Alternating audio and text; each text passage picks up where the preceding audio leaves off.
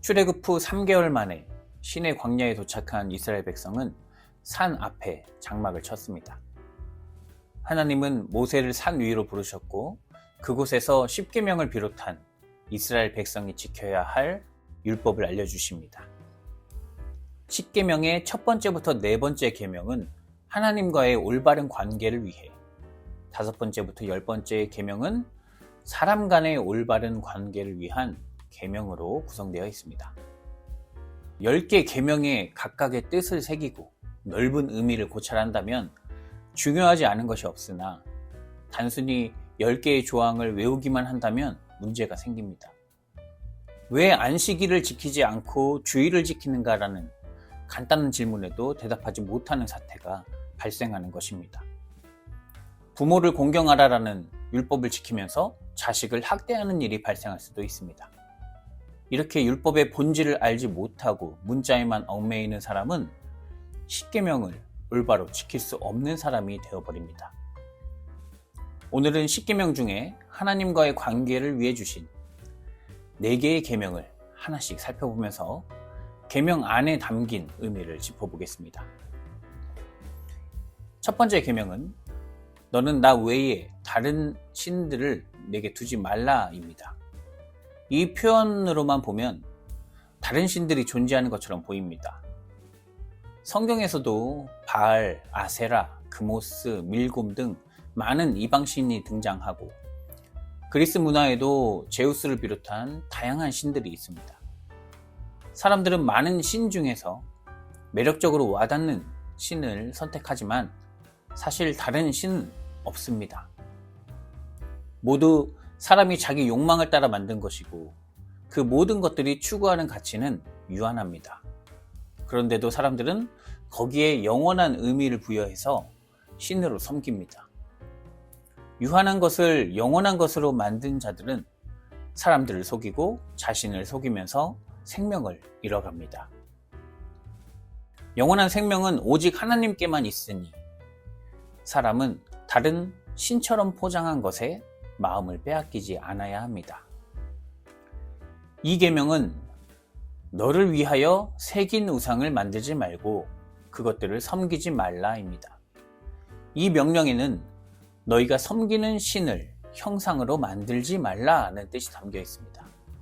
즉, 다른 신이 아니라 여호와 하나님을 다른 신들처럼 어떤 형상으로 만들지 말라는 뜻입니다.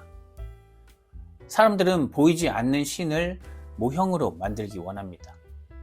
돈을 숫자로 보는 것보다 현금으로 볼 때 더 가치 있어 보이는 것처럼 보이지 않는 신을 형상으로 만들면 더 쉽게 의지하게 됩니다. 그래서 모세가 없을 때 아론이 성난 백성을 안정시키기 위해 금송아지 형상을 만든 것입니다. 그러나 하나님은 이런 행위를 금지합니다.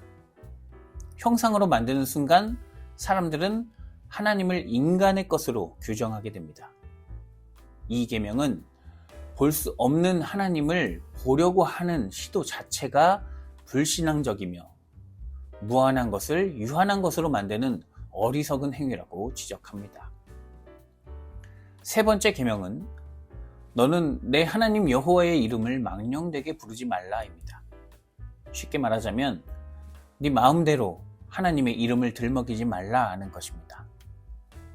법조계 사람들 중에 법을 왜곡해 자기 이익을 취하는 사람이 있고 정치인 중에 국민을 이용해 자기 입속만 챙기는 자들이 있는 것처럼 종교인들은 하나님을 이용해 자기를 세우려고 합니다.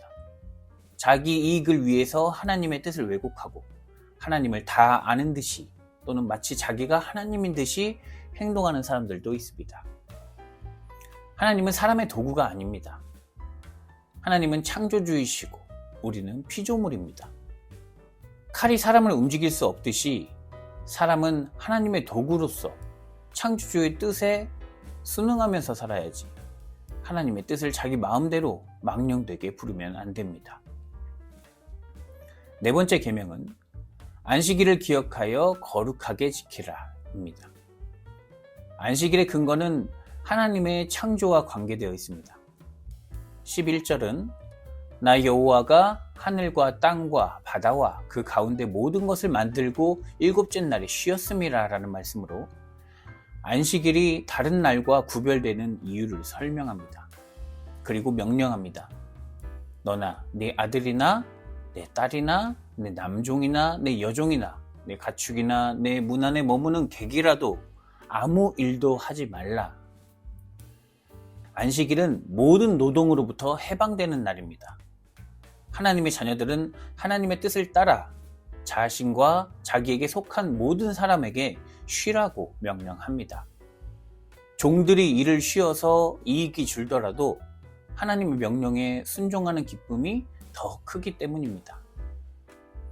당시 이스라엘 백성들의 낮은 자들과 가축들은 안식이라는 거룩한 날을 통해서 쉼을 얻었고 생명의 보호를 받았습니다. 종과 가축의 쉼이 전적으로 주인의 뜻에 달려있던 다른 민족들과 다르게 몸과 마음이 쉴 수 있는 날을 신으로부터 보장받았으니 주인과 종과 가축들까지 하나님께 진정한 감사를 드릴 수 있었겠죠. 쉼은 생명과 직결되어 있기에 사회적으로 보장되어야 마땅합니다. 그런데 현재도 물류센터에서, 택배 노동 현장에서 외국인 노동자들이 쉬지 못하고 일하다 사망하는 비극이 우리 사회에서 일어나고 있습니다. 겉모습은 화려하지만 과중한 노동으로 죽는 사람이 여전히 있다는 것은 우리 사회가 기업의 이익을 위해서는 사람 하나쯤 죽는 것은 어쩔 수 없다고 생각한다는 증거입니다. 이렇게 10계명에서 하나님과 올바른 관계를 위한 4개의 계명을 살펴보았습니다. 하나도 쉬운 것이 없습니다. 우리는 무의식 중에 돈이나 건강, 명예와 같은 다른 신에게 마음을 빼앗기고 하나님을 형상화하거나 도구처럼 여기기도 합니다. 주일에도 처리할 일들을 생각하느라 참된 안식을 누리지 못합니다. 그렇다면 우리는 어떻게 하나님과의 관계를 올바로 회복할 수 있을까요? 6절의 말씀을 봅시다. 나를 사랑하고 내 계명을 지키는 자에게는 천대까지 은혜를 베푸느니라. 하나님을 사랑하는 자가 계명도 온전히 지킵니다. 사랑에 빠진 사람은 자기 삶의 모든 초점이 사랑의 대상에게 맞춰집니다. 하나님을 사랑하면 내 기준이 아니라 하나님의 말씀이 삶의 기준이 되고 그 뜻대로 살아가는 데에서 참된 기쁨을 느낍니다. 하나님을 사랑한다는 것은 내 의지로 되는 것이 아닙니다. 세상의 유한함을 뼈저리게 느끼고 하나님의 말씀 안에서 영원한 사랑을 경험한 자가 하나님을 사랑할 수 있습니다. 예수님은 6월절 기간에 성전 안에서 장사하는 사람들을 내쫓으셨습니다. 6월절에 성전으로 올라오는 사람들이 거리가 너무 멀어서 재물을 가지고 오지 못하는 경우 돈으로 가져와 재물을 사는 것, 이것은 불법이 아닙니다. 그런데 왜 예수님은 그들을 내쫓으셨을까요? 자리를 내주는 제사장이나 재물을 파는 자들이나 환전상들의 마음에 하나님이 없었기 때문입니다. 돈을 사랑하고 자기 권위를 사랑하고 6월절을 대목, 그 이상도 이하도 아닌 것으로 생각하는 자들이었기에 예수님의 눈엔 다른 신을 섬기고 하나님을 우상의 모형으로 만들고 망령되게 부르며 안식일을 온전히 지키지 않는 자들이었기 때문입니다. 예수는 하나님을 진정으로 사랑하고 그 계명을 온전히 지킨 유일한 분이었습니다. 초기 그리스도인들은 하나님과의 관계를 예수의 부활과 함께 온전히 회복하게 됩니다. 그리고 안식일의 의미를 갱신합니다. 이전의 안식일은 노동에서 해방된 기쁨을 누리던 날이었고 그에 대한 감사 찬양을 드렸습니다. 그런데 이제는 예수의 부활을 통해 죽음에서 해방되어 부활과 영생하는 날로서 주일을 지키게 되었습니다. 노동의 해방이 예수를 통해서 죽음에서 해방이란 놀라운 날로 거듭난 것입니다. 그렇게 우리는 주일을 부활의 날로, 하나님께서 예수 그리스도를 통해 보여주신 영원한 안식의 날로 보내고 있습니다. 예수님은 어느 계명이 큰지 묻는 바리새인들에게 십계명을 이렇게 정리해 줍니다. 내 마음을 다하고 목숨을 다하고 뜻을 다하여 주 너의 하나님을 사랑하라 하셨으니 이것이 크고 첫째 되는 계명이요 둘째도 그와 같으니 내 이웃을 내 자신같이 사랑하라 하셨으니 이 두 계명이 온 율법과 선지자의 강령이니라. 첫 번째부터 네 번째 계명은 하나님을 사랑하라는 명령으로 함축된다는 뜻입니다. 이 명령을 깊이 깨닫는 사람은 하나님과의 관계가 회복되고 나머지 이웃과의 관계가 쉬워집니다. 하나님과의 올바른 관계가 성립되면 자기와 이웃을 구분하지 않고 하나로 여길 수 있게 되기 때문입니다. 생명에 대한 그 어떤 편견을 갖지 않고 자신과 같이 이웃을 사랑할 수 있게 됩니다. 그러면 이 10개의 조항에 얽매이지 않고 현대 사회에서 일어나는 다양한 문제들을 하나님의 뜻 안에서 구체적으로 적용하고 실천할 수 있게 됩니다. 예를 들면 살인하지 말라는 조항을 OECD 자살률 1위인 우리나라의 현실에 적용할 수 있습니다. 무엇이 사람을 죽고 싶게 만드는지 관심을 가지고 변화를 이끄는 일에 나서는 것입니다. 간음하지 말라는 계명을 지키기 위해 성인지 감수성이나 페미니즘에 관심을 가져야 합니다. 예수님은 내 눈이 너를 범죄하게 하거든 내어버리라. 한 눈으로 영생에 들어가는 것이 두 눈으로 지옥불에 던져지는 것보다 낫다라고 말씀하셨습니다. 타인의 삶을 알아야 낯선 삶을 이해하고 용납할 수 있게 됩니다. 그러면 하나님 안에서 모두 다 같은 자녀라는 말씀이 이해되고 그래야 간음하는 유혹에서 벗어날 수 있습니다.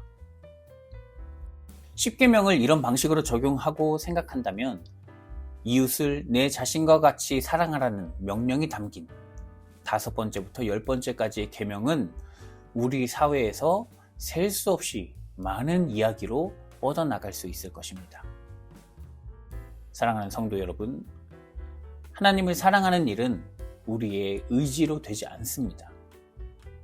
세상 사람들이 보기에는 미련해 보였으나 하나님과 온전히 하나이셨던 예수 그리스도를 바라보며 그를 통해 죄와 죽음에서 해방된다는 것을 절감할 때 우리는 하나님을 사랑할 수 있습니다. 세상엔 그럴듯해 보이는 우상들이 많이 있습니다. 생명을 줄 수 없는 거짓된 속임수에 넘어가지 않고 예수 그리스도를 통해 하나님의 능력과 지혜를 경험하기를 바라며 하나님을 사랑하는 자, 하나님의 계명을 온전히 지키는 은혜를 입은 자가 되기를 간절히 기원합니다.